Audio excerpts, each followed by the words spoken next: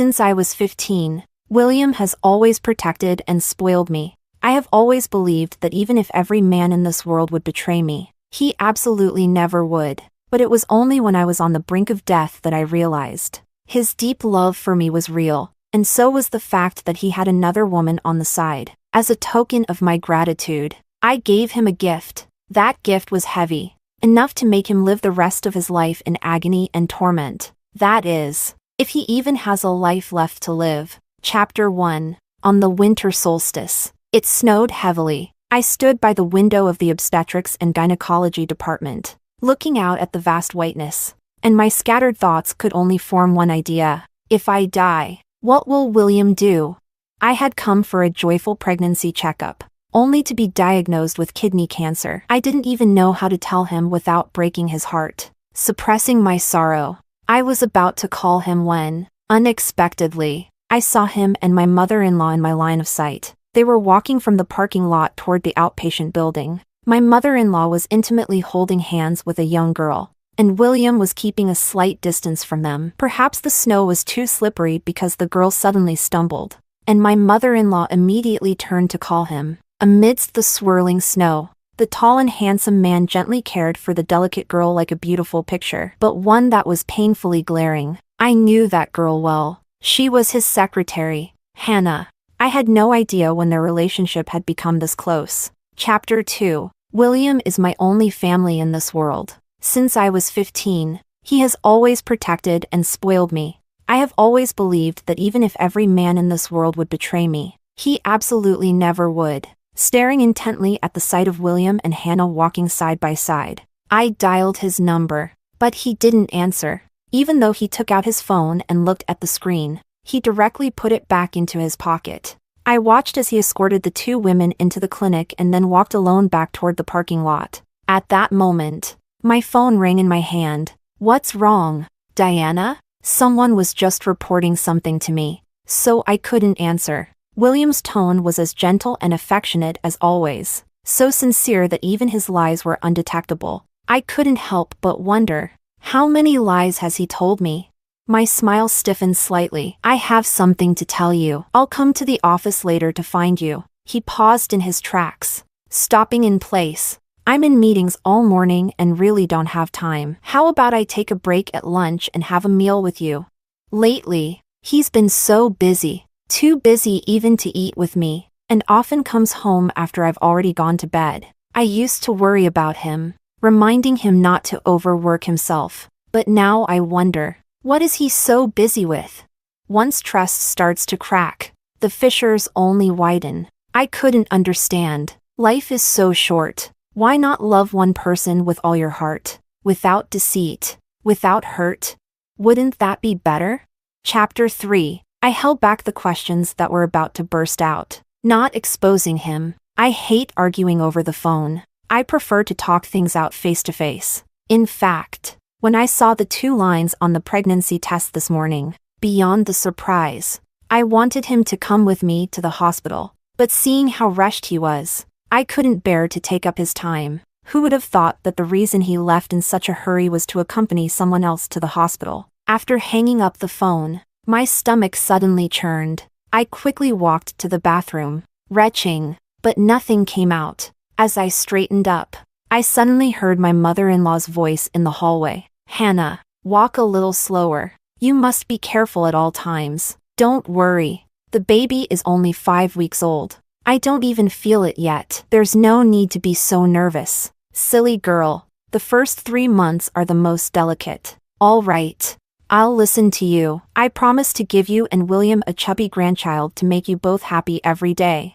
Haha. That's wonderful. I just love your playful nature. Girl, even though William doesn't say it, he really likes your personality too. Hannah, I'm looking forward to the day when the 3 of you bring me that happiness. Something seemed to explode in my mind. It was like a bolt of lightning on a clear day, striking me from head to toe. What a coincidence, my child is also 5 weeks old. He loves me, yet he got someone else pregnant at the same time. Suddenly, I felt utterly disgusted. Just a moment ago, I couldn't throw up anything, but now I was vomiting uncontrollably. Chapter 4. Stepping out of the clinic. The snowflakes felt cold against my face. Icy. Like my heart. William's car was already gone from the parking lot, but I couldn't wait until noon to see him. I went straight to his office. The receptionist respectfully escorted me to his office.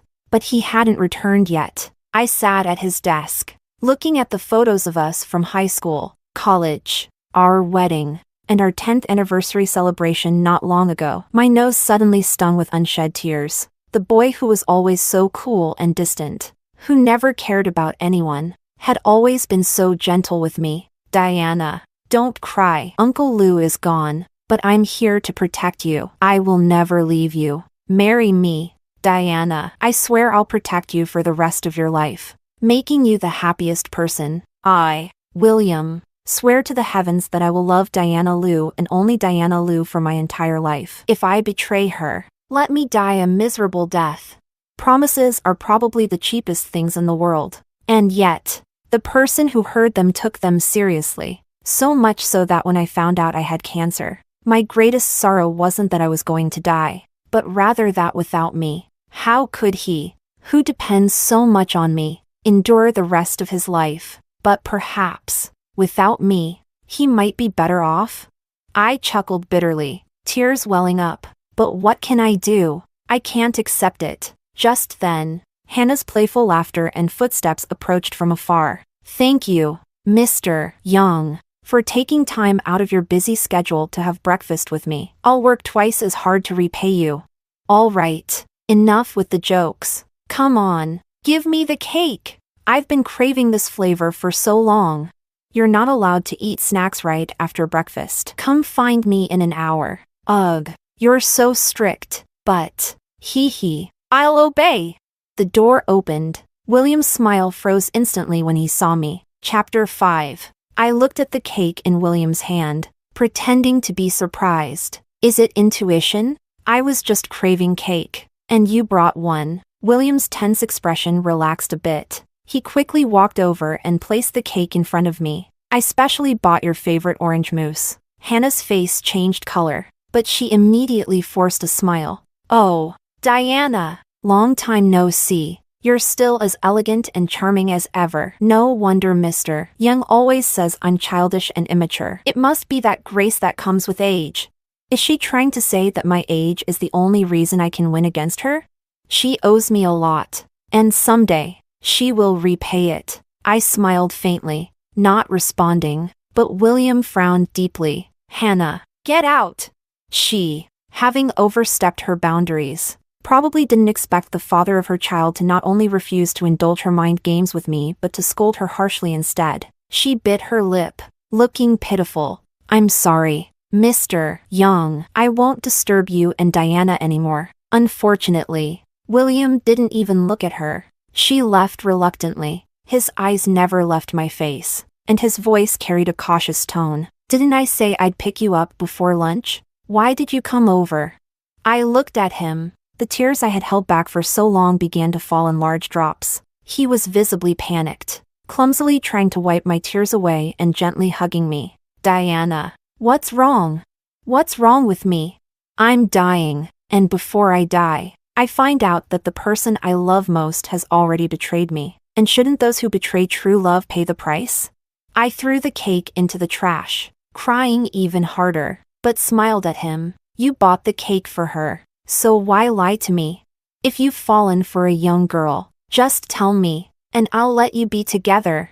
William, you don't have to take our past promises to heart. I only wish for you to be with the one you love and live happily every day. His face changed dramatically. The man who was always so composed, for once, was visibly flustered. Chapter 6. Diana. You are the only one in my heart. I could never love anyone else. Please don't overthink this. William's serious and sincere expression almost made me believe him. William, I'll ask you just once. What exactly is your relationship with Hannah?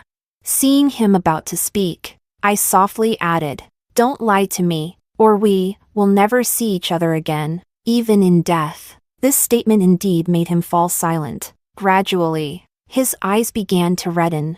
I'm sorry, Diana. I was afraid of losing you, so I kept it from you. There's nothing between Hannah and me, But she's pregnant with my child. My hands started to shake. My whole body began to tremble. This must be the most shameless thing I've ever heard. William held me tightly, his voice hurried and hoarse. 4 years. My mother has been pressuring me to divorce you because of the child issue. I didn't want to upset you, so I never told you. She likes Hannah and has been trying to pair us up. When I refused, she even threatened suicide to force me. I didn't betray you. The child is the result of artificial insemination. My mother promised that she would raise the child herself and never interfere with our relationship again. So I agreed.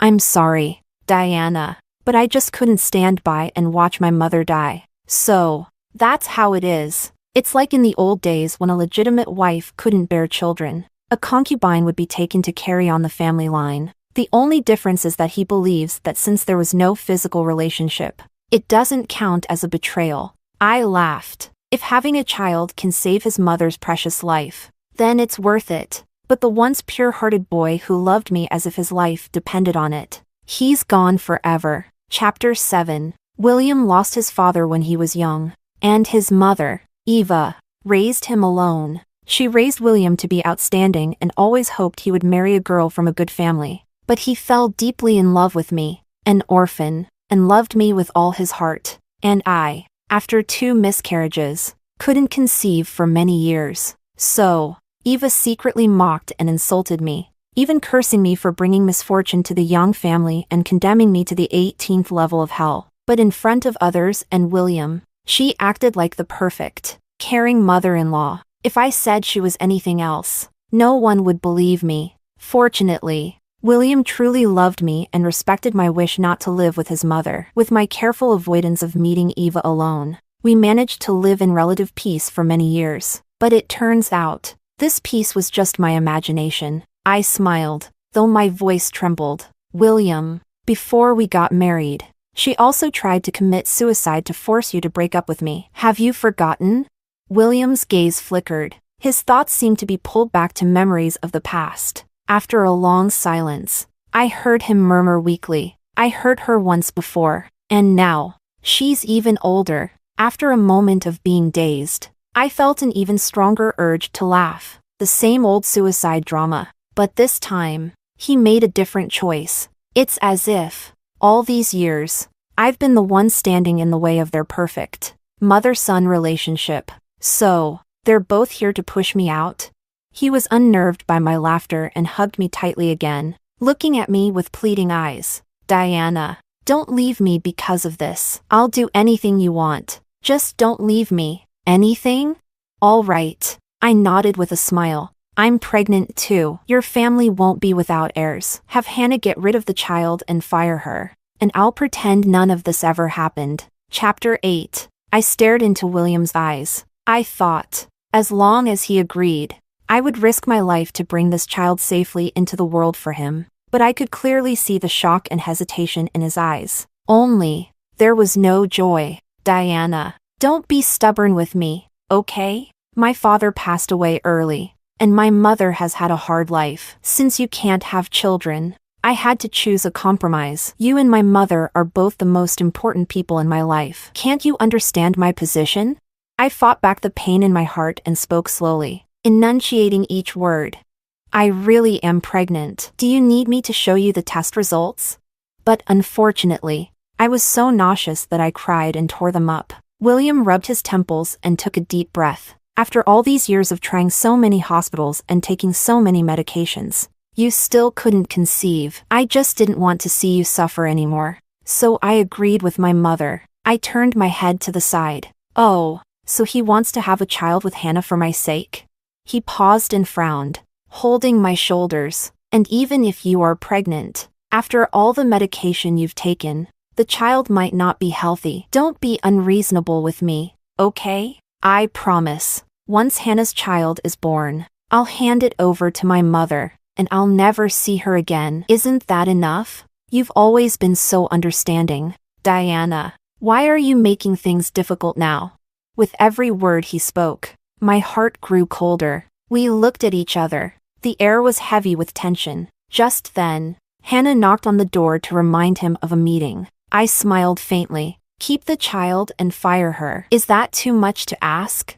Seeing me smile, he seemed to let out a long breath and hugged me tightly. All right. I promise you, as long as you're not angry with me.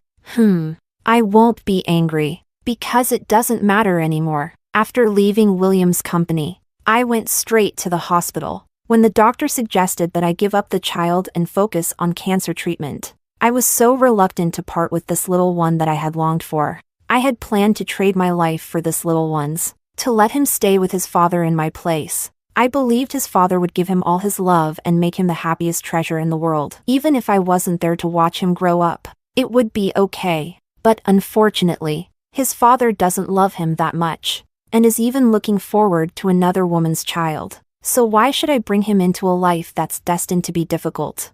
I didn't choose the painless surgery. I wanted this heart-wrenching pain to remind me that I'm not the only one who should suffer. Chapter 9. The surgery was completed quickly. It's so difficult to make a life flourish. Yet ending one is so simple. I took a picture of my ashen face, along with the abortion paperwork, and posted it in a private social media circle, visible only to myself. No more moonlight for William. I wonder how William will feel when he sees this post someday. But whatever he feels no longer concerns me. I sat on a bench outside the operating room, letting my mind go blank for a long time. When I finally managed to stand, I immediately felt a rush of blood flow from below, like a spring gushing forth. I held onto the wall, and with every step I took, it felt like a knife cutting between my legs. Suddenly, I remembered the little mermaid from the fairy tale, when she lost her tail and walked painfully toward the prince.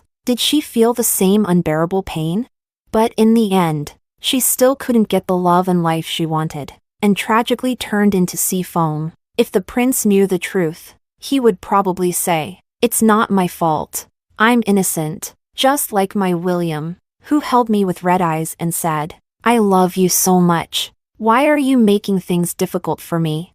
It's quite funny, but I won't turn into sea foam like the little mermaid after losing the prince. I want to become something more valuable. Chapter 10. By the time I arrived at the oncology hospital, cold sweat had drenched my entire body. Alexander's eyes reddened when he saw me. "Senior, don't be afraid. We'll do a full examination first. If the cancer hasn't spread, we'll evaluate the option of kidney removal. With timely treatment, the 10-year survival rate for kidney cancer is actually quite high." Alexander and I both graduated from North City University's medical school. He's 2 years younger than me, and now he's a key member of the urological oncology department. As for me, due to an injury 3 years ago, I can no longer hold a scalpel and have permanently said goodbye to the profession I loved. I smiled and shook my head. I only have one kidney. The other kidney was lost because of that injury, so I know my situation isn't very optimistic. Seeing the shock and pity in Alexander's eyes,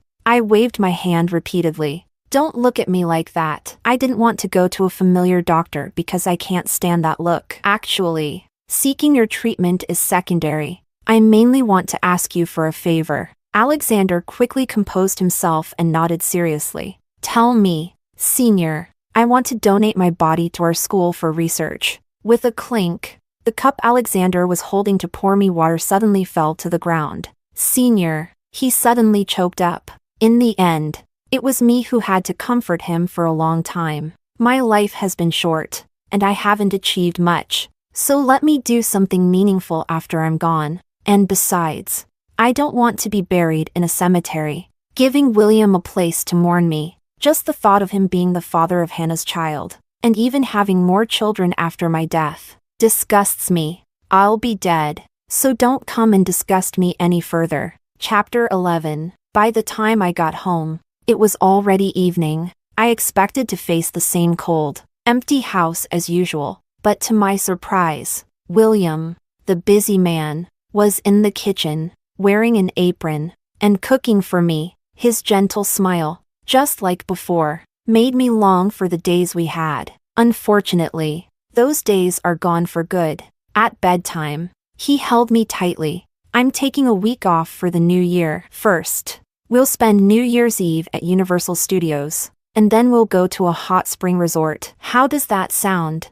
I was momentarily stunned. When Universal Studios first opened, I wanted him to take me, but he delayed for 3 months before even remembering. And during those 3 months, I loved him as much as ever, while he was busy making a baby with Hannah. If I hadn't caught them and confronted him, making him feel guilty, I probably would have died before this day came. I smiled. Okay. Seeing that I agreed, he sighed in relief and intertwined his fingers with mine. His voice was unbelievably gentle. Diana, the truth is, these past few months I was avoiding you because I was too scared to face you. I won't do that anymore, okay? Okay. We'll be like before, with no barriers between us. Close and intimate, all right?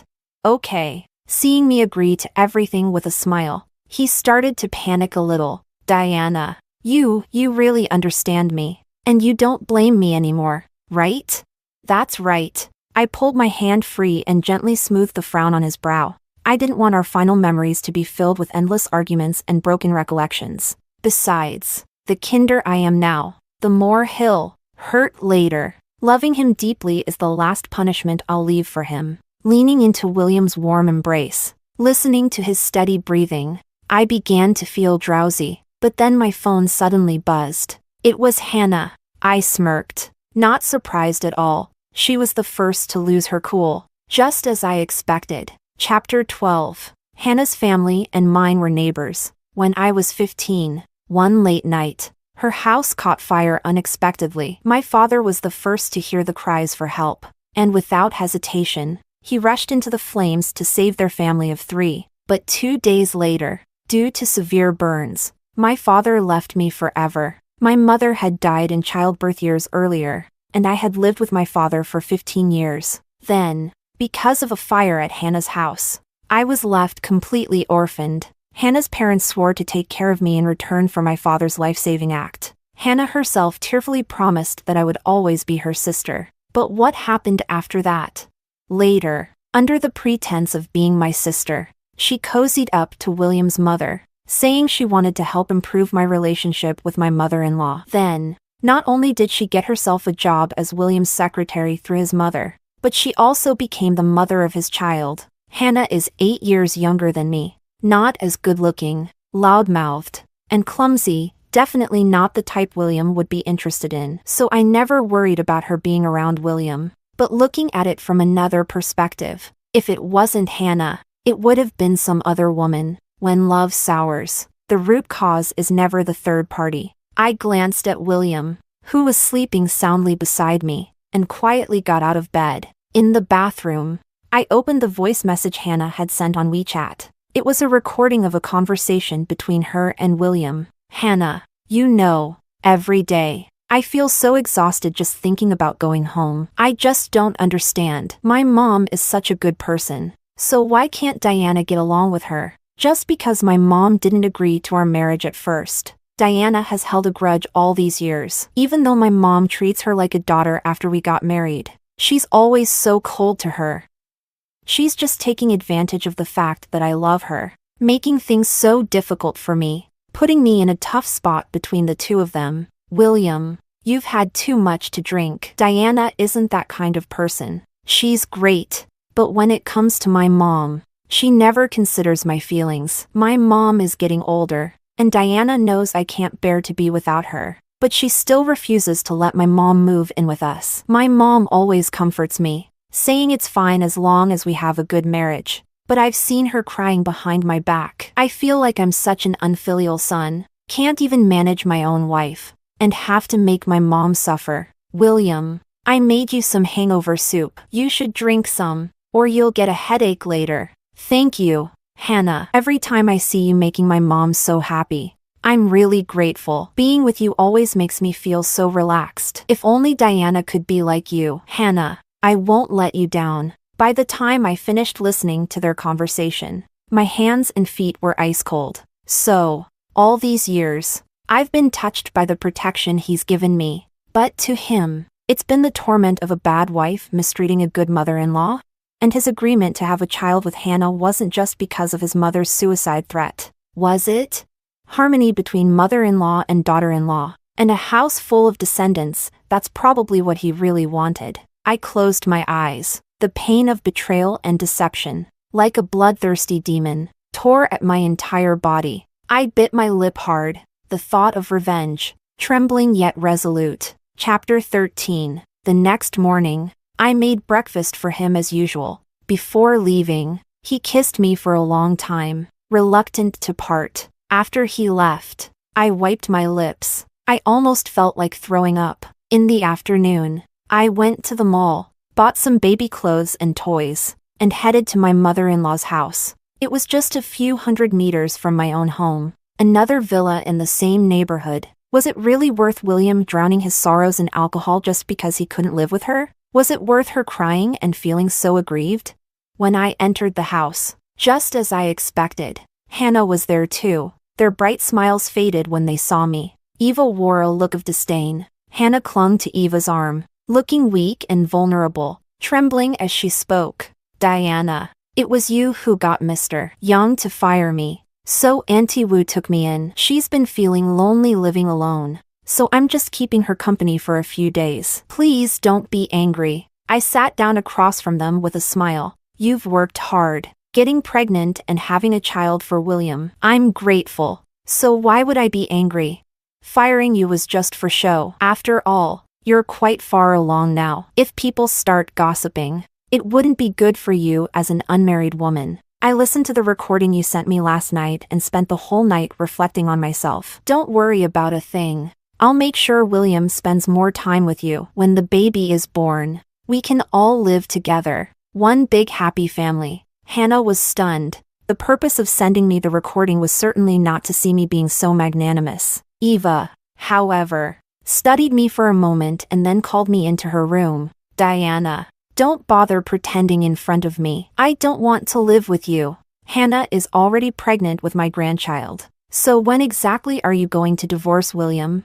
When facing me alone, she never bothers to put on an act. I quietly tightened my grip on the recorder in my pocket. Chapter 14. Mom, I've been married to William for so many years. You say in front of him that you treat me like your own daughter, but behind his back, you either curse me with the most horrible words or force me to leave him. I never told William because I didn't want him to feel bad. But no matter how much I endure, can't I at least get a bit of kindness from you? Stop with the nonsense. If you divorce my son, I'll have no reason to make things difficult for you. But William can't live without me. Even though Hannah is pregnant, he doesn't want to divorce me. He says he'll love only me for the rest of his life. Can you really bear to see William marry someone he doesn't love?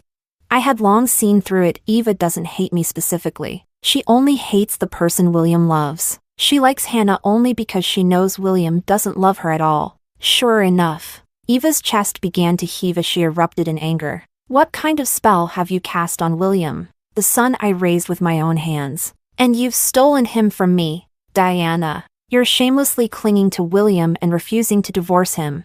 I stoked the fire with a tearful voice. Mom, please calm down. I know the reason you refuse to move in with us is that you don't want to see William treat me well. So, I'll let William move in with you. Hannah and the child can live with you too. The four of you as a family, okay? He can just visit me occasionally, but as long as he doesn't bring up divorce, I certainly won't. William and I have loved each other for so many years, and we really can't be apart. Please try to understand us. Eva, like a lit fuse, exploded immediately. She hurled all sorts of harsh words at me, her true colors far removed from the gentle and understanding retired teacher she appeared to be in public. I lowered my head, pretending to be sad and silent, but inwardly, I was coldly smiling, thinking how surprised William would be to see this side of his so-called kind and patient mother. When she finally exhausted herself from shouting, catching her breath, I spoke in a hoarse voice. I'm sorry, Mom, for making you upset again. If it weren't for wanting to bring a gift for the child, I wouldn't have dared to bother you today. Please take care of your health. I'll be leaving now. I closed the door behind me, shutting out her curses, and quickly walked out. Passing through the living room, I gave Hannah a cold look. Do you remember who saved your life? Do you never have nightmares in the middle of the night? Hannah was momentarily stunned, then glanced at the gifts I had brought, thinking she had completely defeated me. She dropped her act of weakness, stepped closer to me, and spoke in a low voice. You can't have children yourself, and now you're jealous that I'm carrying William's child. So you're trying to guilt-trip me? How ridiculous. Back then, your father saved us because he wanted to. We didn't beg him to do it. We survived and he didn't. That's just bad luck for him, and it has nothing to do with us. Besides, we've honored him by burning paper for him every holiday without fail, which is more than enough. So stop. Smack. I slapped her hard, cutting off her words. She covered her face, glaring at me in anger. Diana, how dare you hit me? I slapped her again. Hannah, you just wait for your karma. I ignored the sobs and curses behind me, walking away without looking back. Suddenly, I realized that tying William's fate to someone as heartless as Hannah might be the greatest punishment and revenge I could ever give him. Chapter 15. I only made dinner for myself. William had promised when he left that he would come home early to spend the evening with me, but I knew he wouldn't. I curled up on the sofa, waiting for him. The melodramatic plot of the web drama, where a domineering male lead chases after his estranged wife, was both boring and amusing, but the increasingly severe back and abdominal pain tormented me, making it unbearable to sit or lie down comfortably. These pains had been with me for over a year, not without signs. But since I had lost a kidney, I had been experiencing various chronic pains over the past 3 years. As a medical professional, I thought I knew better and didn't make a big deal out of it. Plus, I was determined to have a child with William, so I took all sorts of medications to adjust my body, putting more strain on my remaining kidney. In the end, I was careless. Looking at the detailed treatment plans Alexander had sent me in my email, I couldn't help but be moved by his thoroughness. A friend who values my life so much, I have no reason to give up on myself. I steeled myself and made a solemn decision for the first time. I will fight to survive. William came in close to midnight. He looked at me, hesitant to speak. I pretended not to notice, thoughtfully getting up to prepare him a late-night snack. He grabbed my arm, his voice full of exasperation. Why did you go and hit Hannah? Can't you stop taking it out on her? She's innocent too. You know, she's so young and now she's having a child. But who knows what her future holds? He sighed, trailing off. Ha, look at that. He had said he wouldn't see her after the child was born, and now he's already starting to feel sorry for her. Seeing me lower my head without saying anything, he pulled me into a hug, his irritation barely concealed. Diana, I only love you. I will never divorce you over the child, so you can rest easy. But can you please stop provoking Hannah and my mom? You went to them this afternoon, and now one has a stomachache, and the other's heart is acting up. I'm just so exhausted. Diana, so, whatever they say, he believes them. The love he gives me is becoming cheaper by the day. I really want to know how much it will hurt him when he finds out what really happened this afternoon. I didn't answer him. Instead, I smiled bitterly. William, do you remember the 2 children we lost?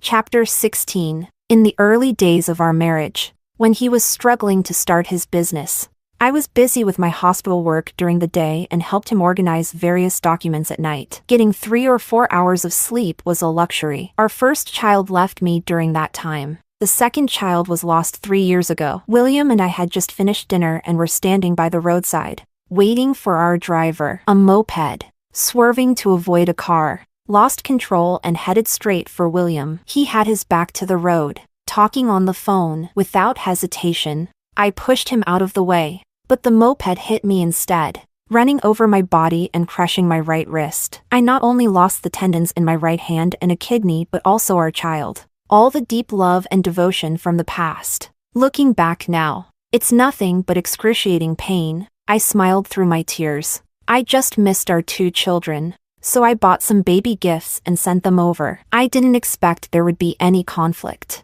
but it won't happen again. William was silent for a long time, finally showing a hint of guilt. He buried his head in the crook of my shoulder, his voice hoarse as he said, Diana, I'll make it up to you.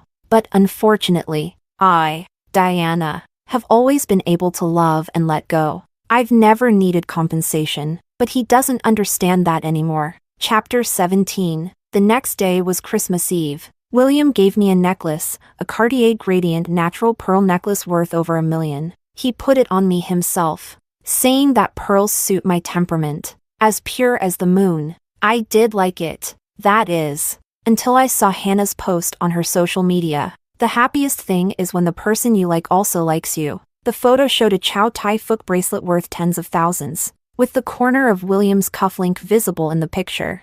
I suspected she had made it so only I could see the post, but I couldn't resist liking it. Then I took a screenshot and posted it along with my pearl necklace in my private social media circle. Again visible only to myself. Blessings of the wife and the concubine, the difference lies in the price. I should be happy, right?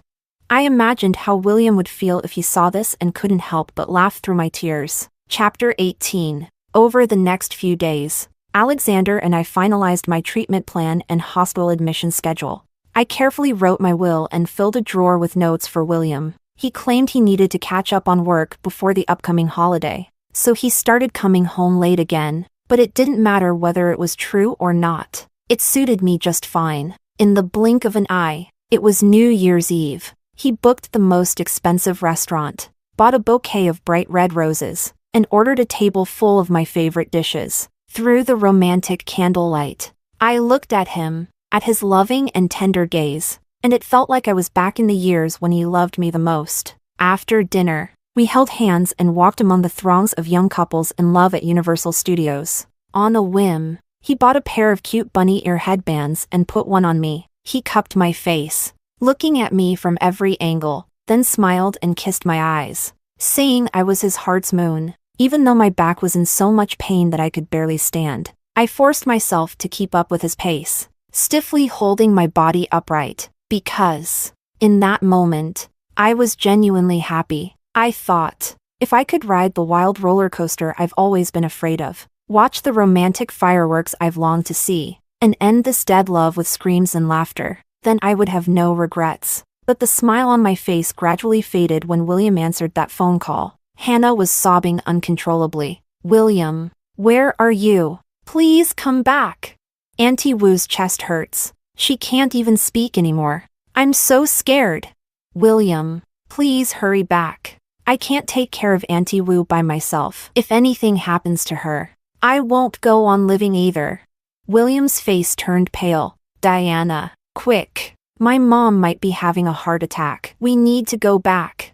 He grabbed my hand and started running. The sudden jerk sent a sharp pain through my already strained back, as if a knife had been driven into it. I fell hard to the ground. He looked back at me, seeing me lying there, unable to get up. He shouted at me, "Get up! Didn't you hear? My mom is in trouble." His sudden yell made my heart tighten, and he was convinced I was deliberately delaying. Diana, even if you have issues with my mom, you shouldn't be so cold-blooded, right? Besides, you almost made Hannah miscarry the other day, and I didn't even have the heart to tell you. Now both she and my mom are in trouble. What's happened to you? The disgust in his eyes was clear as day. My heart felt like it was being slowly strangled, torn in half. I gasped for breath, struggling to breathe. He furrowed his brow, seeming to notice something was wrong, and reached out to pull me up. But his phone rang urgently again. He let go of my hand without hesitation, answered the call, and rushed off. The excruciating pain in my back couldn't support my body anymore, and I fell hard to the ground once again. I think I heard the sound of the back of my head hitting the pavement. People around started to gather, but I could no longer see their faces. Call 911. She's losing a lot of blood. It looks like she's not breathing. Does anyone know CPR? Hurry. Save her.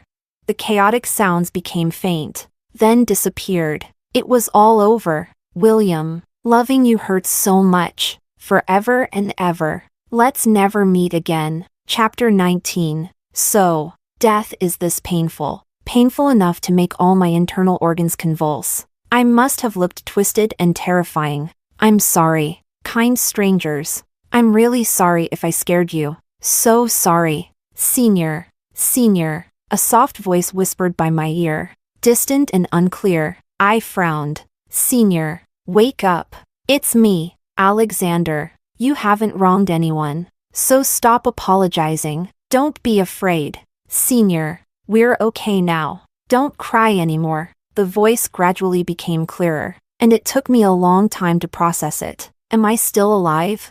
I slowly opened my eyes and saw Alexander's face, filled with worry. Memories slowly came back to me. I remembered. In the midst of losing consciousness, I had struggled to dial Alexander, my emergency contact. I knew William would leave me behind, and if I did die on the street, I only needed Alexander to take my body back to the medical school. Seeing Alexander's tired and haggard appearance now, I felt deeply guilty. We hadn't kept in touch much after graduation. Aside from a few times I'd helped him with experiments back in school, he happened to specialize in urological oncology and occasionally lectured at the medical school, which is why I reached out to him about donating my body. I'm sorry, Alexander.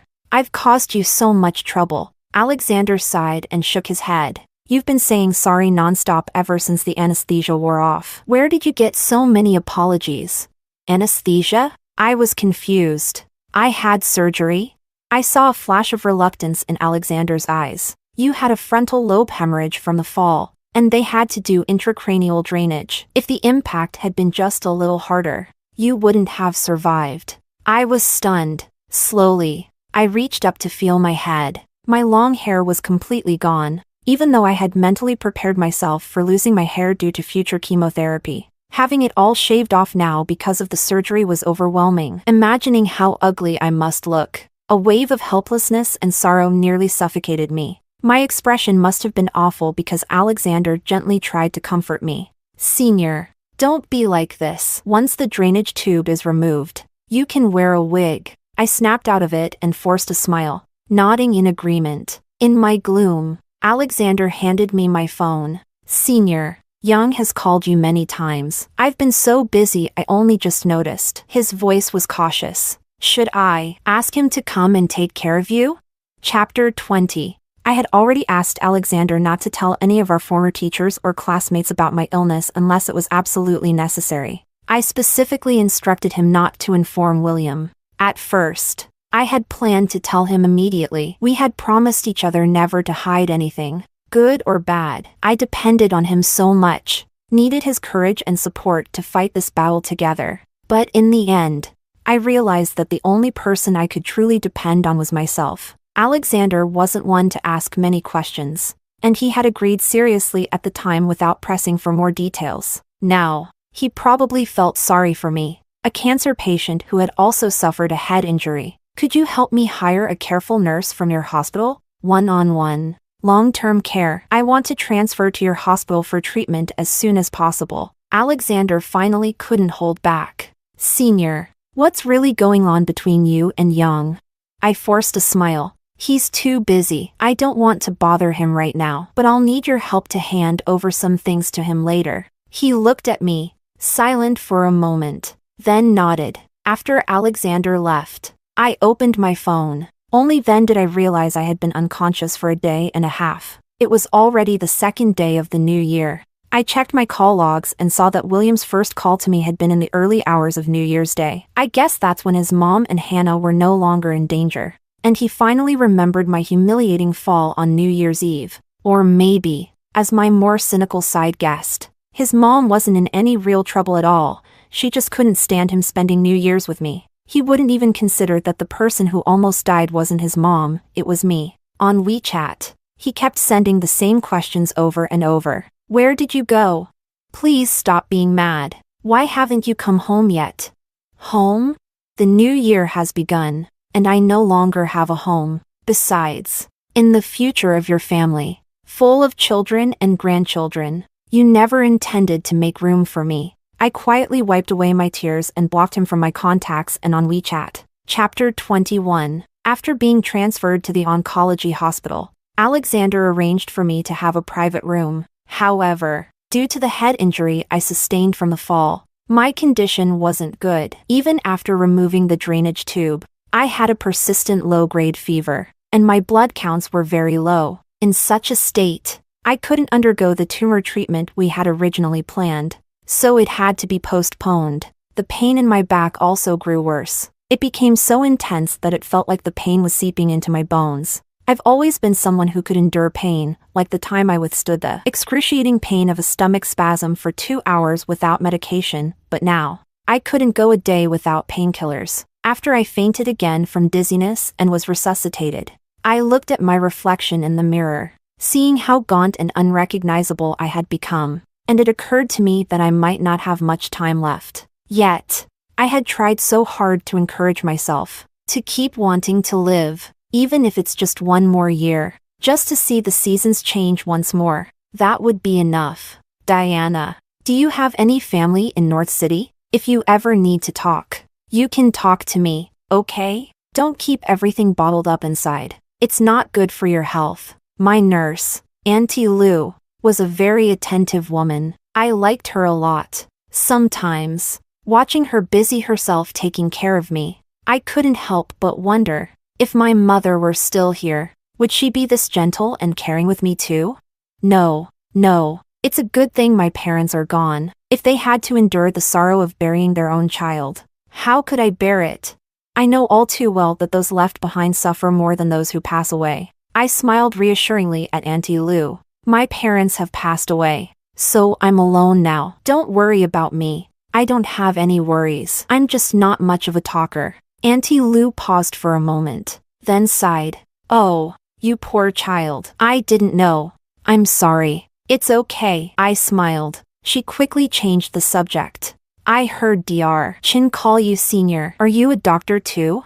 Yes, I used to be. My father's burned body before he passed away is a pain I can never forget. That's why I chose to specialize in burn surgery, and I was considered promising in my department. But, unfortunately, I can no longer perform surgery. Diana, how old are you? You don't have a partner yet, do you? You look younger than my daughter-in-law. She's 26 and about to have a baby. Since getting sick, this was the first time I laughed so heartily. I'm already 35, and now I look like this. Auntie Lou, you really know how to flatter people. Auntie Lou looked at me in surprise. I'm not flattering you. The first day I saw you, I thought, how heartbreaking it must be for your parents to see such a young girl with such a serious illness. I kept smiling but turned my head away to discreetly wipe my eyes. If I were your daughter, or your daughter-in-law, I'd be very happy. Oh, don't say that. If you were married, your mother-in-law would spoil you. Such a beautiful, kind-hearted girl. So polite and considerate. Always speaking so gently. It's a blessing for any family to have you. Would they think it was a blessing? I felt a pang of sadness. That day, when William yelled at me for his mother, his eyes full of disdain, they were exactly like the look Eva used to give me, as if a sharp knife had been driven into my heart. In the end, the bond between mother and son is unbreakable. From that moment, my heart was completely shattered, and it still is. But now, it doesn't hurt as much. I smiled, not wanting to continue the conversation about marriage. I adjusted the long wig I wore, applied some lipstick, and made myself look a little more presentable. Auntie Lou, let's go outside for some fresh air. Sure, let's chat more. I'm happy to see you have a bit of energy. Would you help me walk a few steps? I don't want to sit in a wheelchair. It makes me feel useless. No way. Last time I helped you out for a walk, you fainted, and Dr. Chin was furious with me. It scared me half to death. You'll have to listen to me and either lie down or behave if you want to go outside. I smiled helplessly. All right, I'll behave. Just then, Alexander called. Senior, I have some good news for you. I winked at Auntie Lou and asked with a smile, did you find a cure for kidney cancer? Alexander has always been very serious, a no-nonsense kind of person, hardly ever one to joke around. But today, he actually chuckled. Not quite. But after a consultation with my mentor and some neurology experts, we've developed a new treatment plan for you. I'm really confident about it. Anyway, I'll come to your room later and explain everything in detail. He seemed really happy, and he hurriedly hung up. Auntie Lou was even more excited than I was. That's wonderful. Diana, I told you, good things happen to good people. Once you get better, I'll make all kinds of delicious food for you, and I'll make sure to fatten you up. The warm sunlight outside the window bathed me, It lit up my heart as well. I've never wanted to live as much as I do now. Chapter 22. The weather was exceptionally nice that day. Or maybe it was just that I felt hopeful about my condition, which lifted my spirits and made the pain seem more bearable, because my body was too weak to endure the cold wind outside. Auntie Lou had to push me around the building instead. She made sure to walk through the sunny spots by the windows, constantly reminding me to soak up the sun to strengthen my body. I was almost dizzy from all the sun, but my heart felt warm. The feeling of being cared for by an elder, it's such a wonderful thing. Alexander called again, saying he had arrived at my room, so we started to head back. As we passed by a medical office, the sound of a heated argument unexpectedly echoed out. I never liked getting involved in such things and was about to tell Auntie Lou to hurry along when I suddenly heard a man's furious shout. Our old man just had a minor surgery for a knee injury. How did you manage to kill him? This is clearly a medical malpractice, and you refuse to admit it. You just don't want to pay up, do you? Fine. Then pay with your lives. None of you are leaving here alive today. You're all going to atone for our old man's death. Suddenly, there was the loud sound of heavy objects being smashed and chaotic screams for help. Both Auntie Lou and I were startled. Calling the police would take too long. Auntie Lou, go get security. Quickly! Okay, I'll go right away. As soon as Auntie Lou disappeared around the corner, the door to the medical office burst open, and two nurses were supporting an older female doctor as they stumbled out. The doctor was clutching her shoulder tightly, the bright red blood staining her white coat. Worse still, a younger man was grabbing onto them, while another middle-aged man, wielding a bloodied knife, was crazily stabbing at them. Suddenly, I remembered my mentor. He had been retired and should have been enjoying his golden years, but he was rehired by the hospital due to a shortage of staff. Then, after a surgery, he was attacked by an irrational patient's family and passed away a few years later, deeply depressed. And now, a similar scene was unfolding before my eyes. The older doctor had already been pulled to the ground, and the man was raising his knife to stab her. I desperately turned my wheelchair and rammed it into the man from the side. The impact was strong enough to knock him over. People arriving from behind, along with the security guards rushing in from the other direction, quickly subdued the two men. I let out a long sigh of relief, but then I heard Auntie Lou's heart-wrenching, despairing cry, "Diana! Diana! Wake up! Don't scare me, my dear child, please!" When I knocked the man down, I was thrown out of my wheelchair and slammed hard into the wall. It felt like my neck was broken. I couldn't lift my head. It hurt so much. Blood was pouring from my head, forming a river that slowly blurred my vision. I wanted to comfort Auntie Lou, to tell her not to worry, that I'm strong and will be fine, but I didn't even have the strength to open my mouth. The world went dark. Tick-tock, tick-tock. The constant beeping of machines pulled me back from the edge of unconsciousness. "Senior, please hold on. Let's keep fighting, okay? We already have a treatment plan. Senior, I beg you, hold on. You can get better. Senior, is that Alexander? He sounds like he's crying. He's always been so composed. So maybe I'm not so lucky this time." I mustered all my strength to open my eyes, but I couldn't even see his face clearly. I wanted to smile at him, but it seems I couldn't do that either. It's a good thing I prepared everything in advance, knowing I would be leaving. If I get to see my dad, I can proudly tell him that his Diana did something meaningful with her life and didn't bring shame to him. And to my dear friend, Alexander, who accompanied me on this final journey. I've always been afraid of being a burden to others, and I've always felt so sorry for troubling him. He's been so busy, so tired. At least now, I won't be bothering him anymore. My body suddenly feels light, my thoughts drifting, and my eyelids feel as heavy as if 1,000 pounds were pressing down on them. Impossible to lift. I'm a little tired, but it feels like I'm about to float away. Will floating away feel light and happy? I slowly closed my eyes. Suddenly, a heart-wrenching cry came from outside. "Let me in! Let me in! My wife is in there! Diana is my wife! Please, let me in! This is the ICU. You can't barge in. If you continue, we'll have to restrain you." Let go of me. All of you. Let go of me. Get out of my way. Let me in. Now. My eyelids twitched. Alexander's choked voice rang out hoarsely. Senior. Young is here. Do you want to see him? Him. Forget it. Just forget it. I used all my remaining strength to gently shake my head. A beautiful field of flowers suddenly appeared before my eyes. In the field, a boy rode a bicycle, carrying a girl in a flowing white dress. Diana, marry me. Let me protect you in place of Uncle Lou. To be with you for a lifetime. To never let anyone hurt you.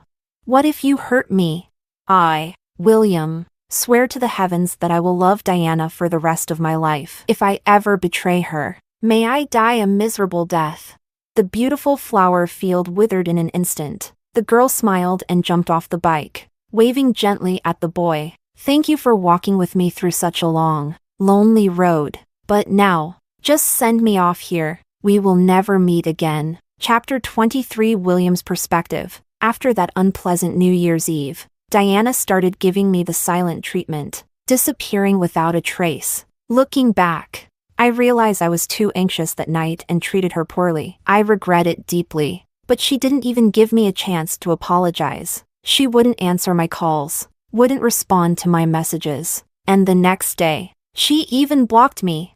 Even when I called from unknown numbers, she refused to answer, completely ignoring me. It was driving me crazy. As I thought about it, I realized I didn't have contact information for any of the friends she had stayed close with over the years. But we've been together for 20 years. We had a pact that no matter what disagreements we had, we would never go to bed angry, and we would always talk things out immediately to avoid any rifts in our relationship. Had she forgotten? When did she become so unreasonable? She doesn't realize how much work I pushed through, day and night, just to carve out this week of vacation to spend with her and make her happy. People at the office would joke about how, even after being together for so long, my relationship with Diana was like a couple still in the honeymoon phase, with me speaking to her gently every day and finding new ways to pamper her. Sometimes, after a few drinks, business partners would test the waters by trying to introduce pretty young girls to me, but I always firmly refused and never once made a mistake. Because in my heart, there's only Diana, and I've never forgotten my promise never to betray her. Besides, I know Diana's temper too well. If I were ever to be with another woman, even just for fun, Diana would never forgive me. Outsiders can see that I cherish her and hold her dear to my heart. So why is she becoming more and more dissatisfied?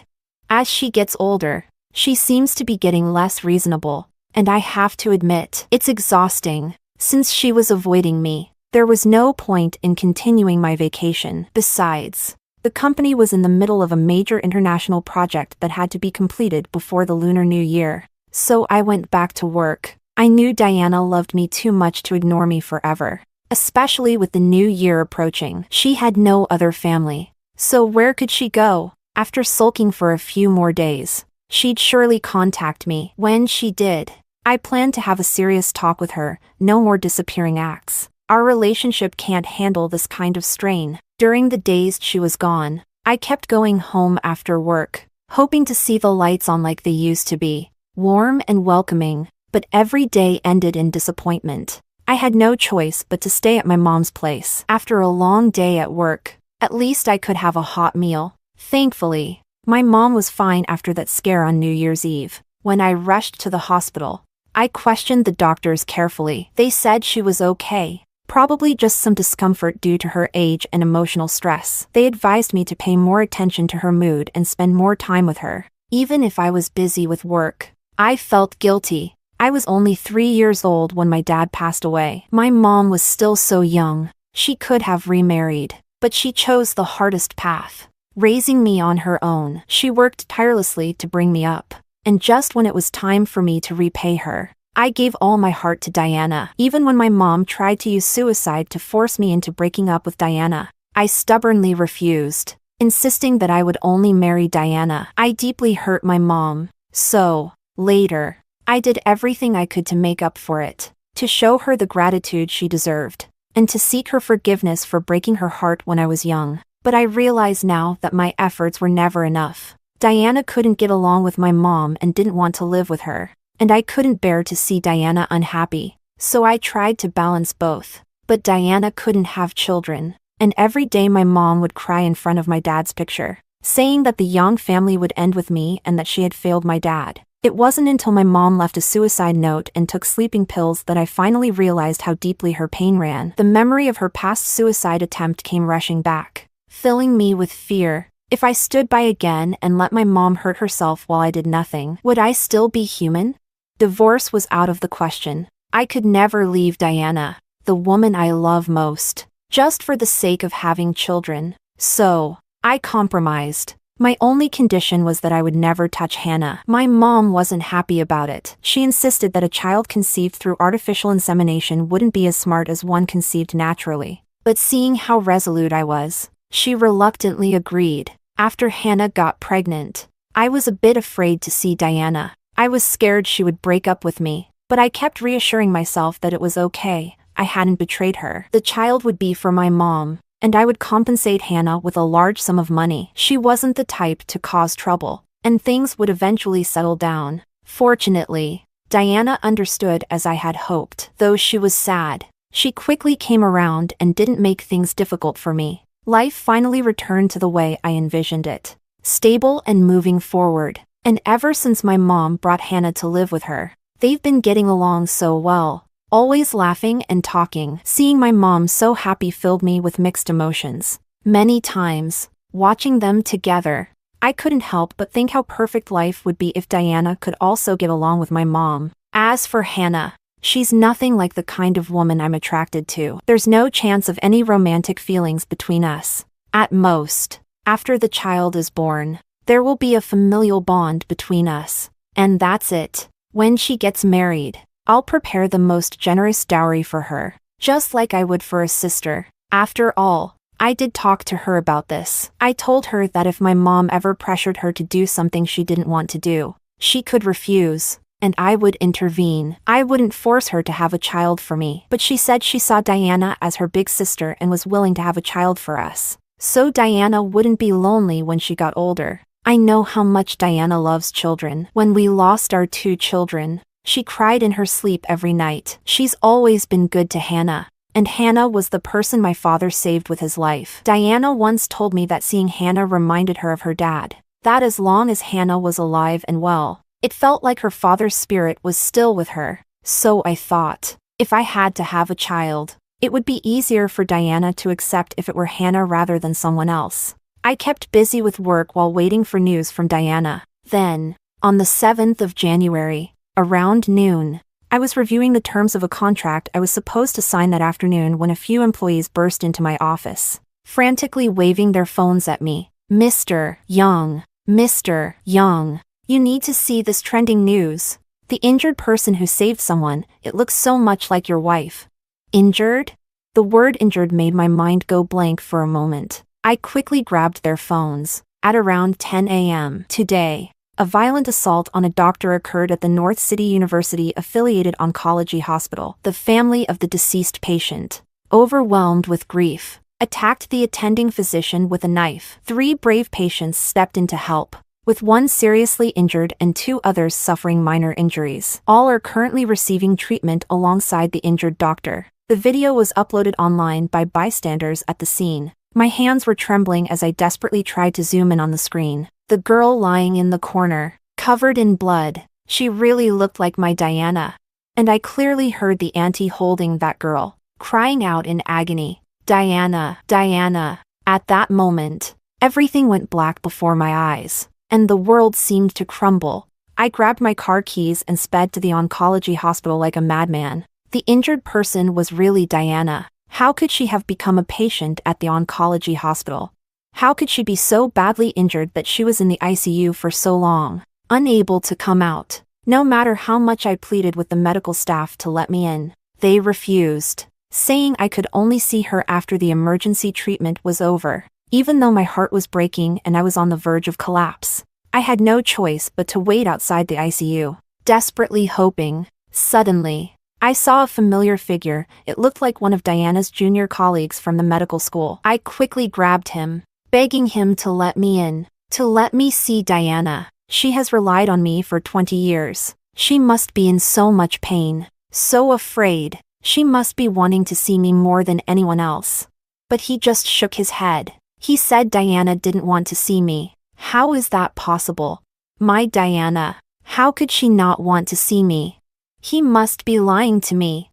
Furious, I punched him in the face and tried to rush into the ICU. Several security guards arrived and dragged me away, handing me over to the police who had been called to the hospital. I didn't care about anything anymore. I didn't care about my reputation. I cried and begged the police to let me go, telling them my wife was in the ICU, fighting for her life. I pleaded with them to understand my situation. I was almost on my knees. The officers seemed to soften, but that damned junior colleague I had punched coldly accused me of assaulting a doctor and disrupting the hospital, insisting the police take me away. In the police car, I continued to beg and cry, signing numerous documents and repeatedly promising I wouldn't cause any more trouble. They finally relented and allowed 2 officers to escort me back to the hospital. But when I got back, the ICU nurse told me that Diana had been moved out of the critical care unit. My legs gave way, and I let out a long sigh of relief. I shakily asked her,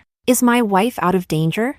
She glanced at me and coldly replied, "Wait for further notice." But no one would tell me anything else, and I had no idea where to wait for this notice. I didn't even remember the name of that junior colleague, so I went to every information desk, every department, trying to find out more, and that's when I was stunned to learn that Diana had kidney cancer.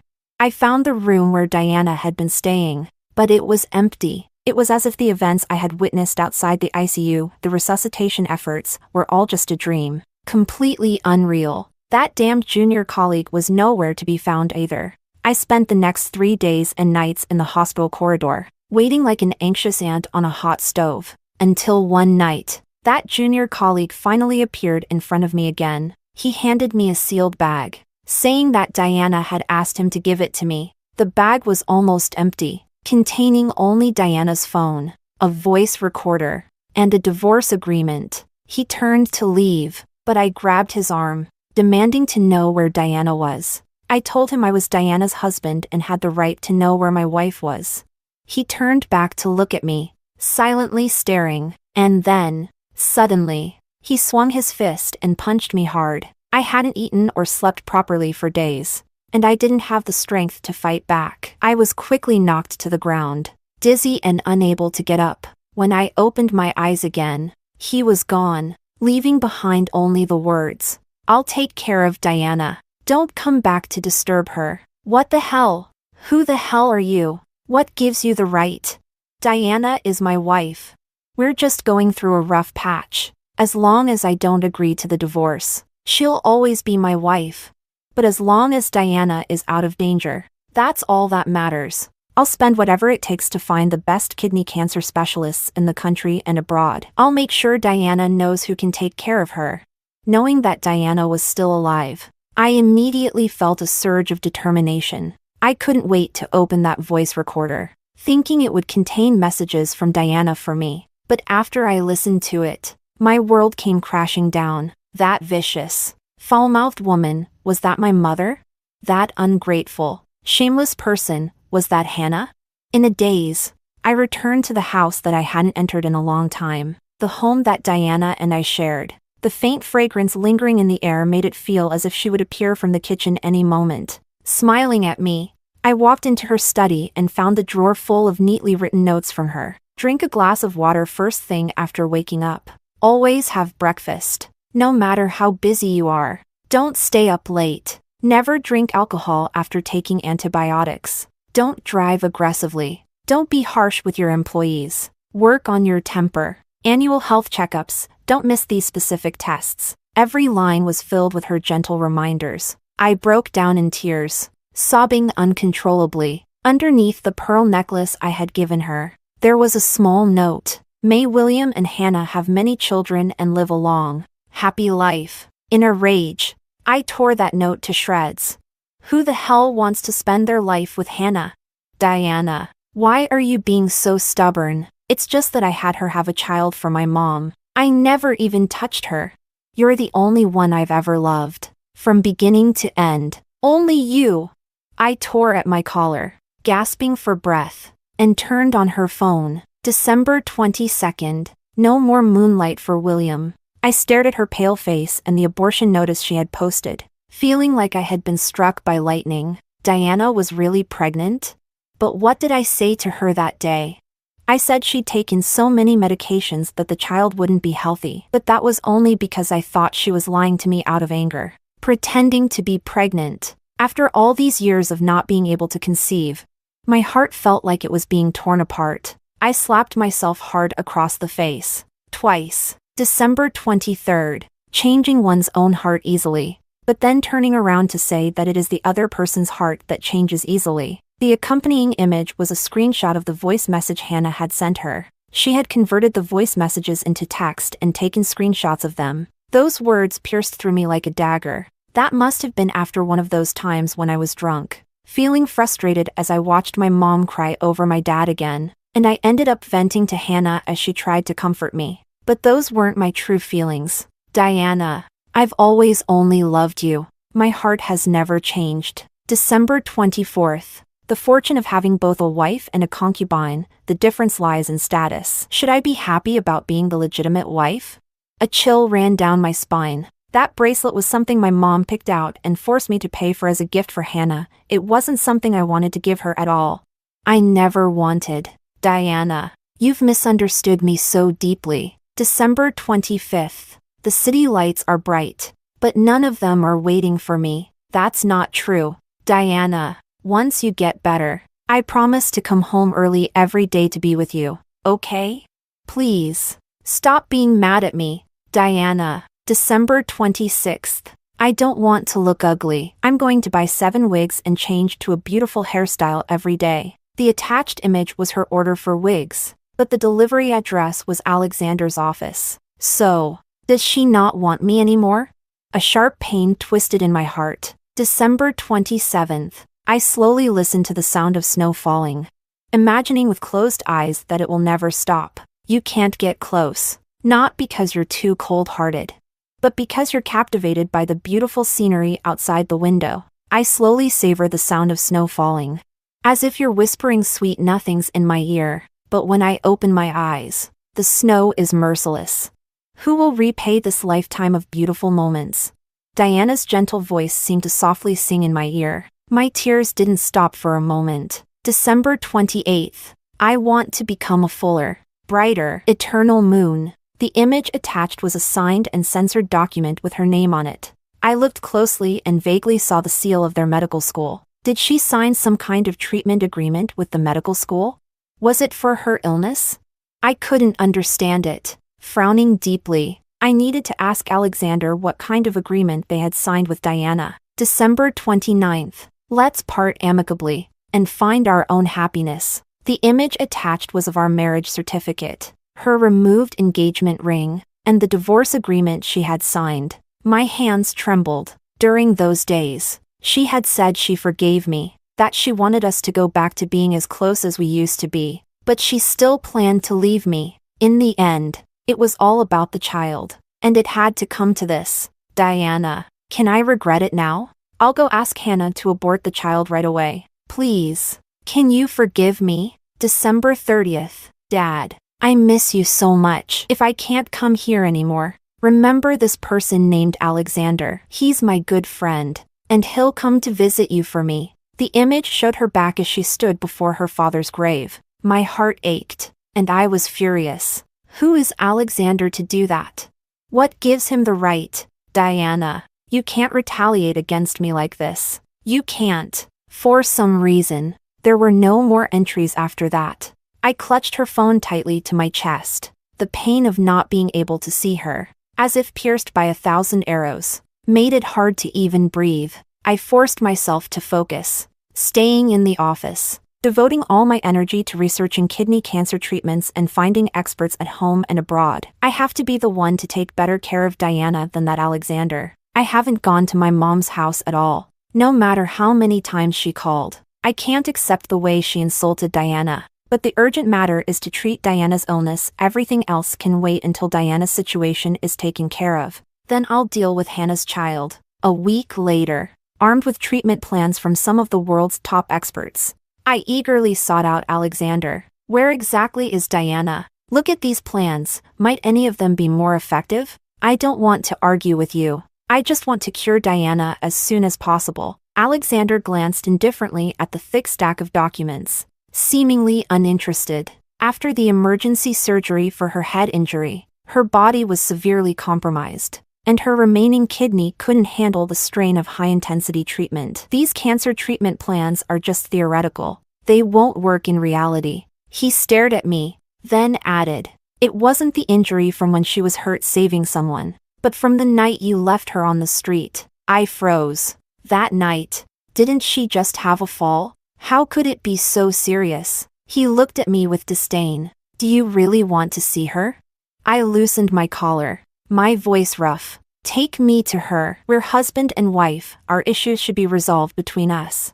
He stared at me for a long moment. "Follow me." I didn't expect him to take me to a hospital room. Instead, he brought me back to their medical school. After several turns, we stopped in front of a cold, eerie laboratory. My voice trembled. "What do you mean?"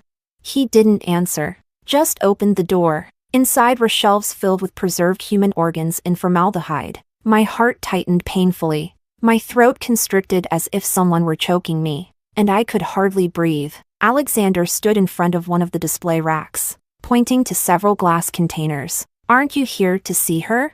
She's right here." It felt like the world collapsed with a deafening crash. Trembling all over, I slowly shuffled to the containers. My Diana. I was supposed to help her get better. But she, my vision went black, and I saw nothing more. After a severe illness, my memory deteriorated significantly. I couldn't even remember what I had for breakfast by noon. I spent sleepless nights, unable to close my eyes. Every time I did, I saw the scene from New Year's Eve at Universal Studios. Diana lying on the ground, looking back at me one last time. That was the last time Diana ever saw me. Alexander told me that on the day she was resuscitated in the ICU, he had asked her if she wanted to see me, but she refused. Every time I think of that moment, I break down in tears. So, Diana hated me that much. She didn't even leave me a place to mourn her. She wanted to punish me in such a cold, merciless way, leaving me worse off than dead. I was wrong, Diana. I really know I was wrong. I shouldn't have taken advantage of your kindness and love, constantly forcing you to be understanding, to be patient, and forgetting that you were all alone in this world, with no one to love you or care for you, relying on only me. But now that I've truly repented, can you come back to me, just to see me one more time?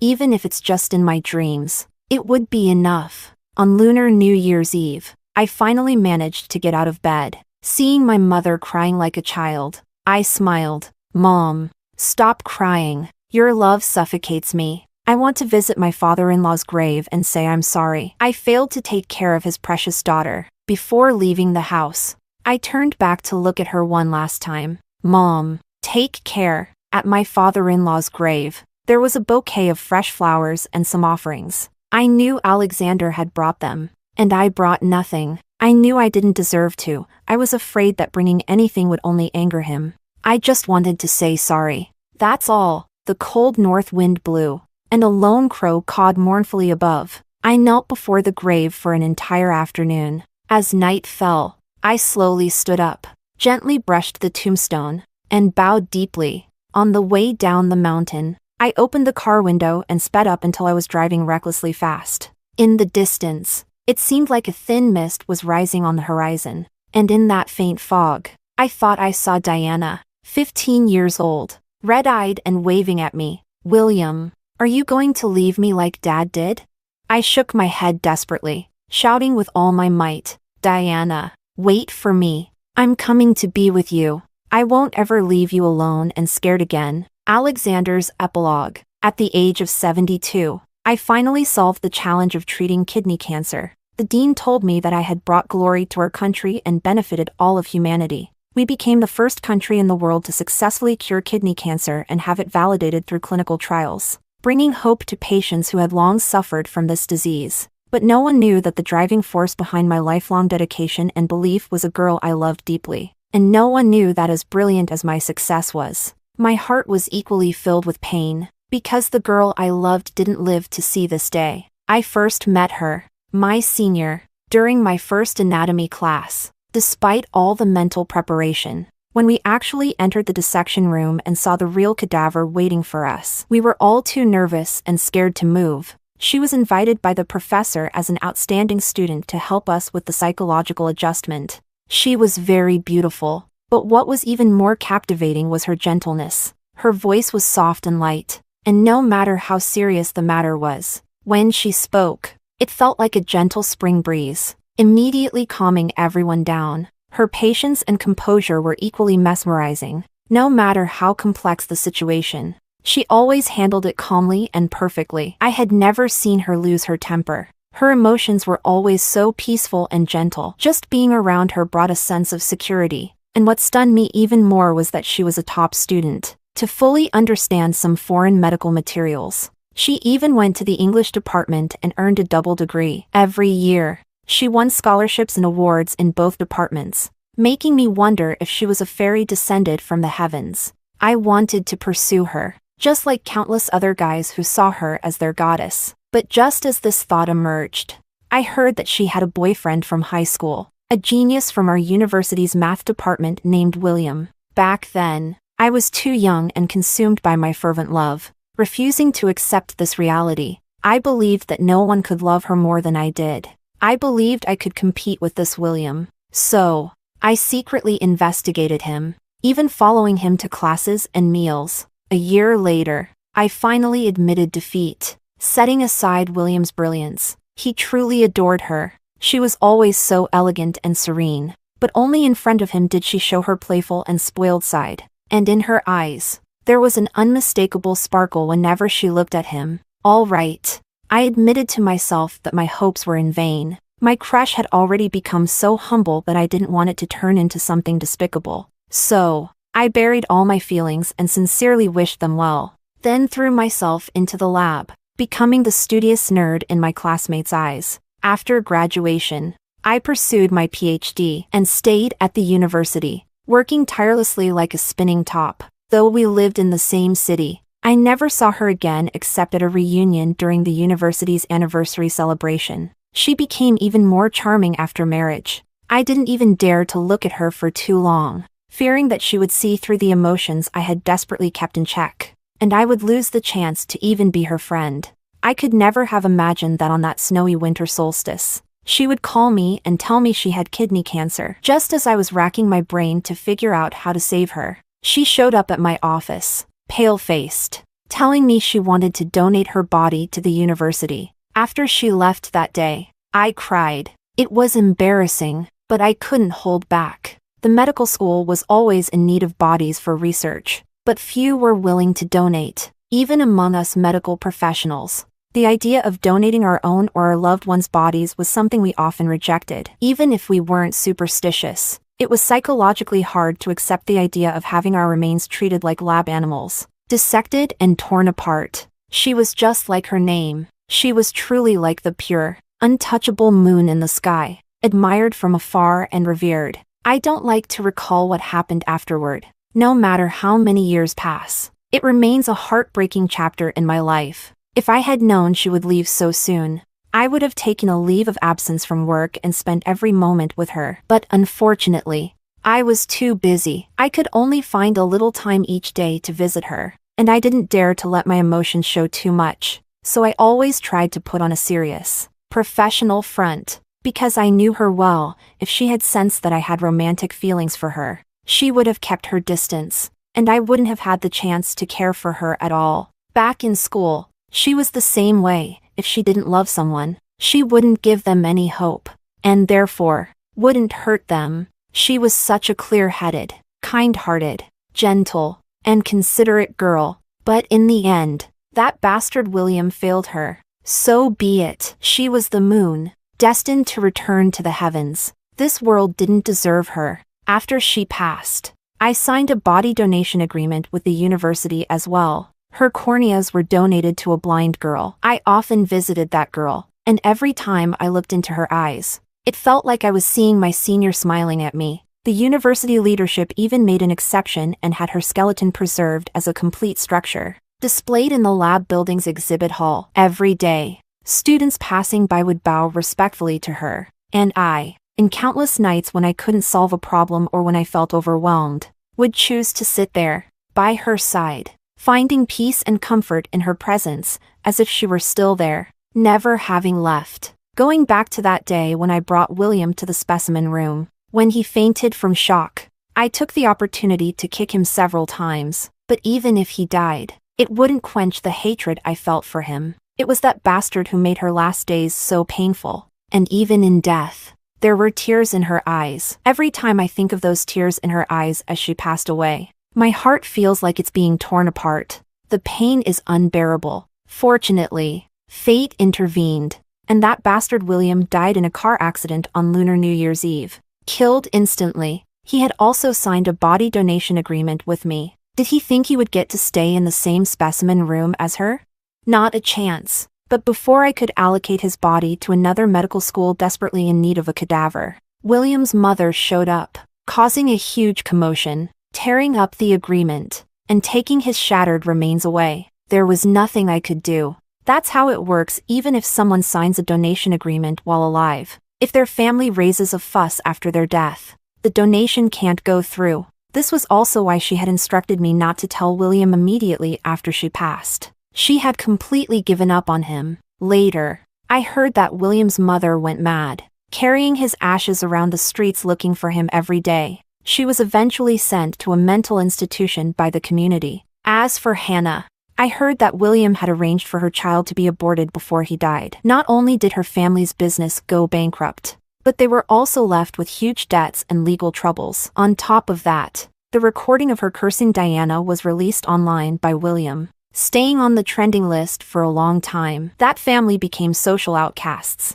hounded and cursed wherever they went, living worse than dogs. It wasn't until the year after William's death that I found out he had transferred all his shares before he died, giving the company to someone else and donating all his money to our medical school. That was fine. We could always use the funds. I never married or had children, dedicating all my energy to my work. My parents pressured and scolded me, but what could I do? The moon resided in my heart, leaving no room for anything else. No one could force me. I chose my own life, and it had nothing to do with anyone else, not even my parents. I'm getting older, and my students often worry about my health, not allowing me to perform surgeries anymore. I don't know how many more patients I'll be able to save, but every time I save one more, I feel happy for a long time. Just like tonight, after successfully performing another surgery and bringing hope to a patient's family. As I walked down the path where I once admitted her to the hospital,